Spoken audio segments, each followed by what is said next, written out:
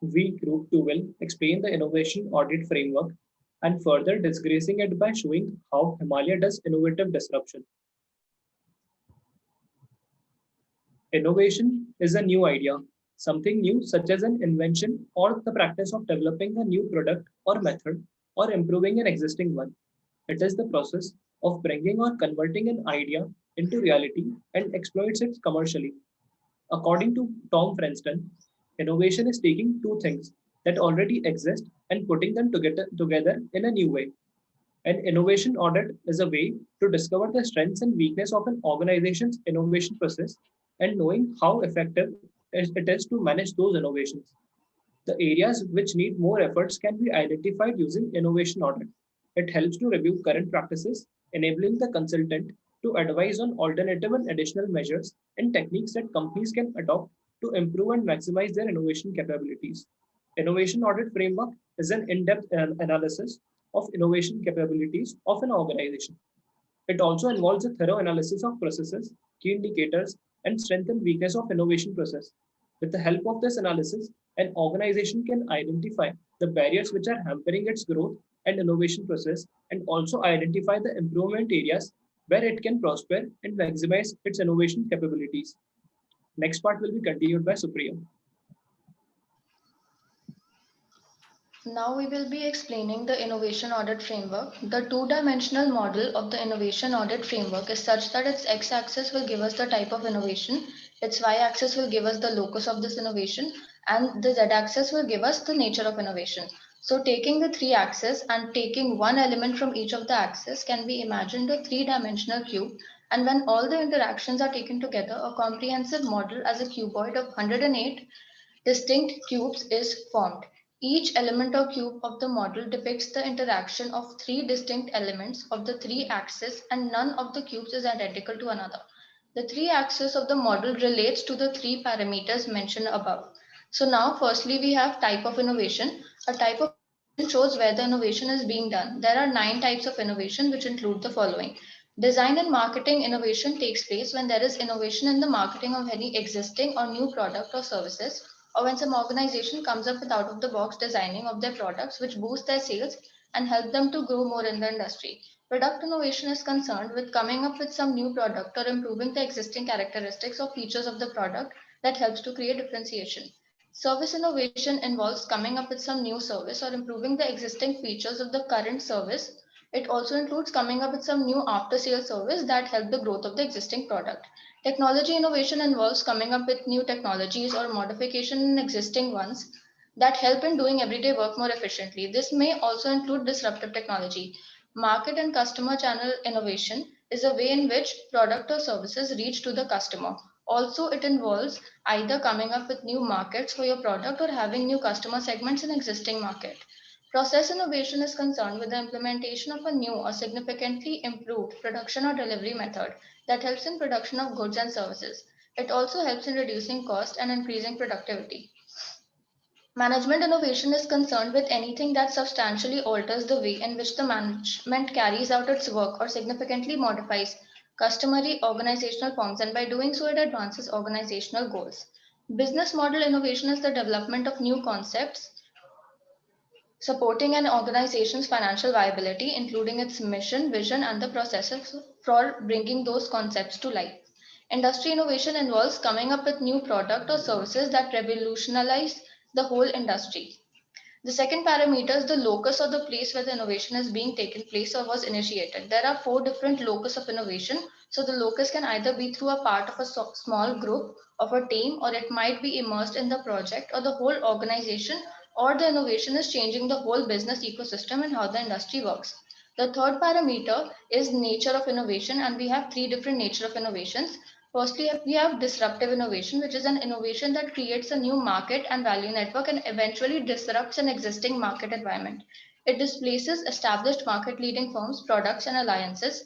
Second is sustainable innovation, which reflects the generation of economic developmental thinking. It couples environmental protection of natural systems with the notion of business innovation while delivering essential goods and services that serve social goals of human health, equity, and environmental justice. It is the wave of innovation pushing society towards clean technology, green economy, and clean corners.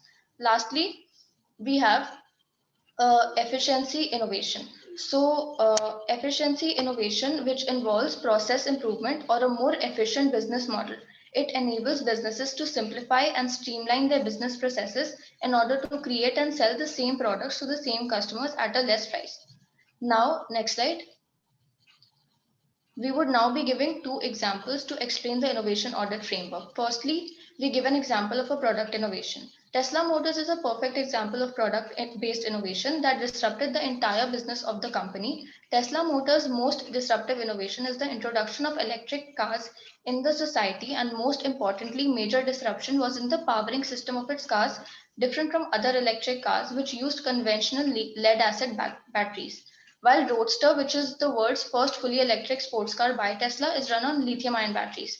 Lithium ion batteries are smaller, lighter, and more energy efficient than lead acid batteries.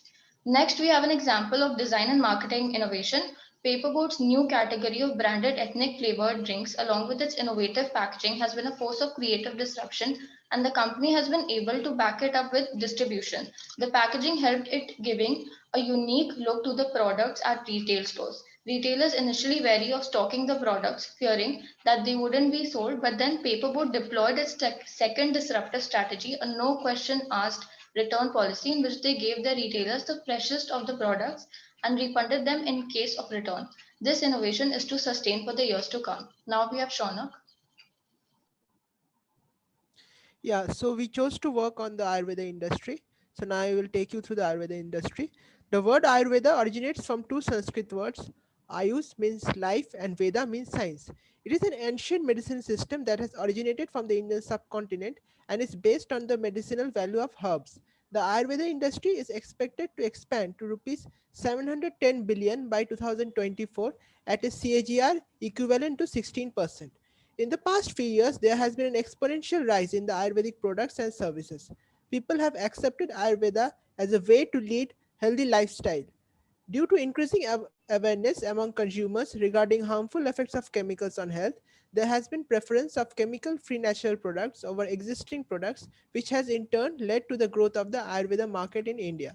This has resulted in manufacturers adding herbal ingredients in personal care products like shampoos, oils, and lotions. Food processing industry, following the queue, are using herbal ingredients in products like nutritional supplements and packaged juices. The major deterrent of this industry is the low yield of good quality herbal plants in India due to unfavorable weather conditions. Also, the overuse of pesticides and insecticides destroy the medicinal value of these herbs.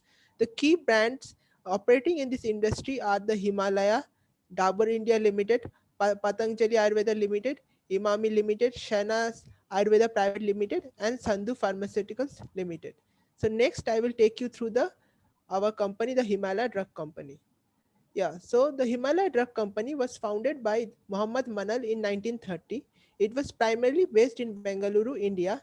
It mainly uses Ayurveda ingredients to produce healthcare products under the name Himalayan Herbal Healthcare. Its operations are located across the globe, namely India, United States, Middle East, Asia, Europe, and Oceania. The company emphasizes heavily on research to discover the true potential of Ayurvedic herbs and minerals. It all started when the founder discovered the medicinal value of a plant, Rauwolfia serpentina, in a village in Myanmar. After scientific testing the herb, he introduced the first ever natural antihypertensive drug, Serpina, in 1934. In 1955, it launched Leaf 52, a liver formulation to improve liver function. In 1975, they moved the manufacturing unit to Bengaluru to build an advanced manufacturing faculty. It was also the first herbal manufacturing unit to be awarded Good Manufacturing Practices certificate. In early 1996, Himalaya started a new journey by launching a set of dietary supplements in the United States. Banking on the success of the pharmaceutical products, Himalaya ventured into the personal care space in India in the year 1999. This followed Himalaya exploring into new international markets in the Netherlands and Italy. In 2003, Himalaya converted into a wellness brand. They went on to launch 28 herb formulations of popular herbs in Ayurveda, which included neem, tulsi, amlaki, etc. In 2004, Himalaya further expanded to enter into the baby care segment, introducing set of products which would provide gentle, safe care for babies. The Himalaya in 2012 innovated the packaging and designing of their face wash tubes to adopt blow molded technology. In 2014, they transformed the shampoo into a complete hair care solution to deliver an end to end solution for healthy hair. Himalaya has gone on to expand their global footprint, setting up their manufacturing facilities across the world. Thus, gradually banking on the success of scientifically researched herbal products, Himalaya expanded into personal care, well being, and eventually transforming into a head to heel herbal healthcare company. Now, Dipendu will take you forward. So now we will see some of the innovative approaches of Himalaya and how they are using Coulard economy for profit generation. So what is Coulard economy? Coulard basically is a clay cup made from wet soil, which is made by a potter and sold to a tea seller who earns profits by selling tea in it to the customer who consumes it and throws it into the same mud. So the wealth generated in between incorporates an economic model in a sustainable way and zero wastage. For example, selling of neem and charcoal-based toothpaste is a Coulard economy. Through Coulard economy, we are basically using the naturally available resources of rural India and selling it to the people. So now let's see some of the examples of Himalaya where Coulard economy is used. The first product we saw was Chawanprash. Chawanprash is an Ayurvedic superfood which gives strength, vitality, immunity, and helps in good digestion. Himalaya Chyawanprash combines the same rich ingredients used in Chyawanprash jams and paste and puts them in an easy to take, convenient once a day vegetarian capsule. It is a mixture of about 40 different ingredients, including cinnamon, cardamom, honey, and amla, and is one of the oldest recorded herbal recipes on earth for wellness and rejuvenation. And at the end, they're selling this product at a price of rupees 350. So now let's look at some oral care products.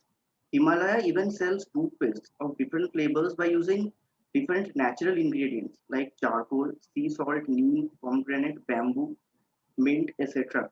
These ingredients not only gives a good flavor but also are very effective in cleaning the germs from teeth and gums. These type of ingredients are readily available in all rural places, but they are still able to sell these products at a price of rupees 150 to the people. Even personal care products. So Himalaya has a lot of personal care products also, like body bars, face wash, face scrubs, body balm, etc., which are all made from natural ingredients like neem, turmeric, lavender, walnut, wood apple, and they are selling these products at a range of 200 to 300 rupees in the market. Then comes one of the best-selling products of Himalaya, that is ashwagandha.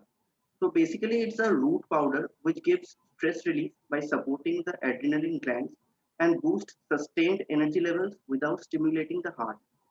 Ashwagandha promotes deeper levels of relaxation for occasional sleeplessness. The tablets are simply made from crushed ashwagandha, which is a famous balancing herb used for centuries as a stress buster. Himalaya is able to sell a pack of 60 such tablets for rupees 135 in the market. So these were some of the examples of how Himalaya is using rural marketing to sell their products made from ingredients which are readily available and thereby generating huge profits. So now Shatatru will continue with the disruptive innovation of Himalaya. So now we look into how Himalaya does disruptive innovation. So disruptive innovation, as previously mentioned, is the innovation in which a product or the service creates a new market and value network and significantly weaken, transform, or completely destroys the existing product or service. In nowadays, majority of the companies focus on the efficiency innovation rather than the disruptive innovation. One of the major reasons for that is we focus on making the process in such a way that it frees up the capital, but the companies overlook the point that there is enough capital available and the need of the hour, or one can say the scarcity, is investing investments in making good people more capable. More capable people and more skills in the people will try to focus more on the new disruptive innovations. The efficiency innovation reduces the jobs and frees up the capital, but does not allow the company to go towards the disruptive innovation because the result of the disruptive innovation may take time to show up. But when that happens, the entire market is captured in such a way that the existing product or the service fails to compete against that innovation. It has been proved again and again in the past times that the major source for the development is the disruptive innovation. May it involve the case of Japanese companies such as Printer, Toyota Cars, Sony TV, etc. But the crisis of 2008 and many more crises have made companies more aware towards the risk that they focus on, and more that they focus more on the risk than adding fuel to the innovation process by which the companies can progress more. There are although some companies that are trying to focus somewhat of their resources on the disruptive innovations rather than solely focusing on the metrics of financial health of the company.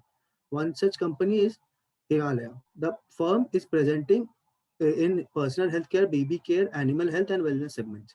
The major segment of the revenue comes from the personal healthcare segment, which is around 40%. The healthcare industry in these uncertain times has already seen is going through exponential growth phase, but the cost of even decoding the human genome has reduced many-fold, from millions of dollars to less than $1,000. Himalaya has participated in this phase of the health disruption.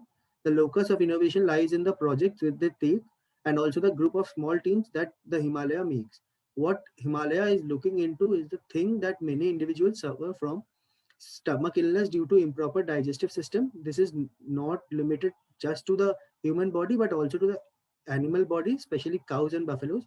The Himalaya provides solutions to this by providing their medicines such as Live 52 and also the calcium supplements. They are disrupting the space by investing their resources in animal industry in addition to just human pharma industry. One such industry is the agriculture industry, and the sub branch of the industry is the animal feed industry. The Indian agriculture industry is expected to capture double the share of GDP in coming years, and the Indian cattle feed today is valued at around 403.5 billion Indian rupees, according to expertmarketresearch.com, and is expected to grow at 15% CAGR, thus reaching 933.6 billion rupees by 2026. Thus, the company already have invested their huge resources from the early years in this disruptive market and is expected to capture more shares with the help of their growing their revenue from the animal health sector. The company has already started lending to small SME on credit terms in addition to big companies in the animal health industry, and the portion of the revenue is growing rapidly. The animal health division of 2017-18 was growing at 30% from just 5 to 6% in 2015 to touch the revenue to 130 crores in 2017-18. They are doing this with collaborating more and more business and employing small teams in various areas to achieve a greater market share from the overall potential available in the industry. Now, Ashish will continue. Yes. Now, Himalaya, which has some 4 lakh doctors in its coverage, has been steadily expanding its field force in the last 3 to 4 years, as it wants to increase the market presence and revenue contribution from pharma division. The company, which has about 5,000 medical representatives on its rolls, says that the team could go up to 10,000 people as it targets to touch overall revenue of $1 billion by 2022. The private held company, which is currently present in some 90 markets globally, with mainly 3 areas of business, including pharmaceuticals, wellness and personal care and animal health, has also set an Indian target of $1 million revenue by 2025. In order to expand the personal health care, it has recently added baby and mother care segments and now plans to expand into male care and grooming too. Now coming to Himalaya's new initiatives, Himalaya has come up with the state-of-art retail outlets that cater only to Himalayan products. This is a strategy adopted by Himalaya to entice customers to buy more Himalaya products. This chain of exclusive Himalaya stores is a retail strategy adopted by the company to increase the accessibility, visibility, and enhance the consumer shopping experience. In the fiscal year 2006, Himalaya has 92 exclusive stores, and number has been rising ever since. These retail stores also act as crucial information centers where the customer queries are answered by trained managers. Also, these outlets are electronically linked to a customer relationship management cell, which is assisted by a team of medical doctors who respond to a specific customer health queries. Customer interaction management. Himalaya outsourced the entire integration project to a company called Talisman. CIM has helped Himalaya respond to queries from the customers, doctors, and distributors. The main advantage of outsourcing CIM was that they got the module up and running in 2 weeks. Hence, all the queries were catered and the expertise of Talisman helped them build strong and full proof of CIM. Also, the workload has been reduced as a primary scanning is done by customer service representatives of Talisman, and then the calls and emails are forwarded to the in-house people. Now coming to conclusion, Himalaya's spirit to innovate is what drives them to a newer discoveries, from finding new therapeutic benefits of an herb, isolating new molecules for specific ailments, to making use of advanced scientific technology for the development of herbal products. What makes this innovation possible is a research environment which fosters creativity, encourages inquisitive minds, promotes exchange of ideas, and supports thinking outside the square. Innovation at Himalaya does not begin and end in a research lab, but extends to the procedures they apply to quality control, cultivation and standardization of herbs, safety measures, and formulation processes in short, from start to finish. So that's all from our side. Thank you.